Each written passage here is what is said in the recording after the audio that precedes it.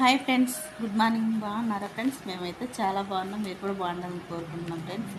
ప్రతి ఒక్కరు కూడా ఫ్రెండ్స్, అర్థం లేని ఆవేశం ఎవరికి మంచిది కాదండి. ఆవేశపడుతూ ఉంటారు ఊరికి. ఎందుకంటే చిన్నదానికి పెద్దదానికి నీ కోపమే నీకు శత్రువు అంటారు కదా. అలాంటప్పుడు జాగ్రత్తగా ఉండటం నేర్చుకునండి. ఓపిక మనిషికి ప్రతిదీ నేర్పుతుందండి. ఓపిక ఎంత విలువైనదో కోపం అంతా భారమైందండి. నీ బంధాలను తెంచేసిద్ది. నీలో ఉన్న మంచిని మాసి మాసిపోయేలాగా చేసిద్ది.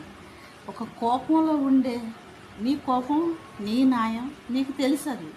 కానీ నువ్వు కంట్రోల్ చేసుకున్నప్పుడు, నీ కోపాన్ని నువ్వు అదుపులో ఉంచుకున్నప్పుడు, నీ నిర్ణయాల్ని, నీ జీవితాన్ని నీకు నీవుగానే తెలుసుకొని కొంతలో కొంతైనా కానీ ఓపిక ప్రతి మనిషికి అవసరమని ఒక ఆయుధంలాగా మార్చుకుంటూనే ప్రయత్నించండి ఫ్రెండ్స్. ఓపిక లేని మనిషి ఏది సాధించలేరండి.